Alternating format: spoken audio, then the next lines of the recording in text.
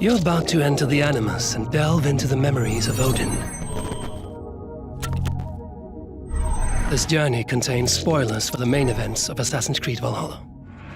Driven by the projected future of a looming catastrophe and fated to die by the hands of the ever-living Fenrir, Odin selfishly sets out to defy fate.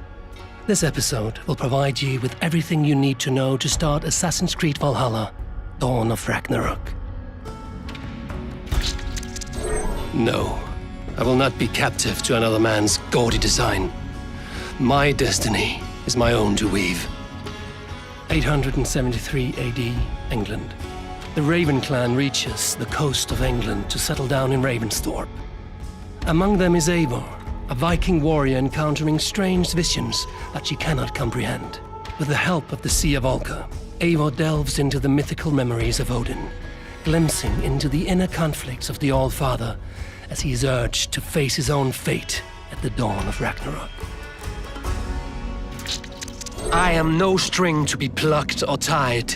I am the High One, the Lord of Ecstasy, the enemy of the wolf. I am eternal. As he sits on his throne, Odin learns from the Nornir, deities presiding over the fate of all, that Loki's secret son Fenrir is destined to be his downfall. A shocking revelation taking him on an obsessive journey to escape his own fate. Soon after hearing the prophecy, Asgard is invaded by Jotnar. Odin meets a new arrival passing through from Jotunheim, a mysterious builder that offers to create a shield to protect the Aesir from the foretold catastrophe. Odin and the other gods later learn that the alleged act of kindness was a ruse to defeat the All-Father. As the dispute is resolved by killing the builder, Loki is accused of treason for inviting him to Asgard. Odin then sets out on a journey to Jotunheim, hoping the Jotnar may have a solution to his looming demise. As the High One prepares to leave Asgard, he locks Fenrir away, fearing that his presence would validate the prophecy. How much would you sacrifice to be freed of fate's shackles? Would you give your tongue, your hand, your sight? Upon his arrival in the freezing lands of Jotunheim, the home of the Frost Giants, Odin seeks out Angerboda, Loki's mistress, to learn more about potential means to overcome Ragnarök. Angerboda and Loki, resenting Odin for the treatment of their son Fenrir, imprison him. The All-Father is ultimately freed by Hirokin and introduced to a seventh method of salvation called the Mead. A drink said to allow for the preservation of one's consciousness.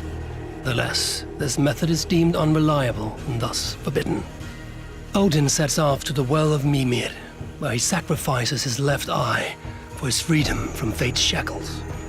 With his newly gained wisdom, the All-Father returns to Asgard to defy fate by binding Fenrir permanently with Gleipnir, a chain the Asgardian master blacksmith Ivaldi had crafted. On the day of the prophesied catastrophe, Odin gathers his inner circle of the gods to drink the mead and be reborn anew. These new visions of Odin trouble me. Am I alone in seeing them?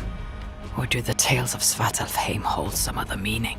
Faced with the visions of a new threat, Eivor must embrace her destiny as Odin and enter the mythical realm of Svartalfheim, a beautiful but hostile world, to rescue his son Balder from the hands of an unkillable giant.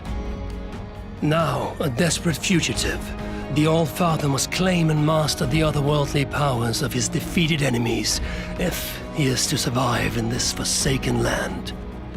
Yet fate will not be denied. The dawn of Ragnarök awaits Odin and you on March 10th.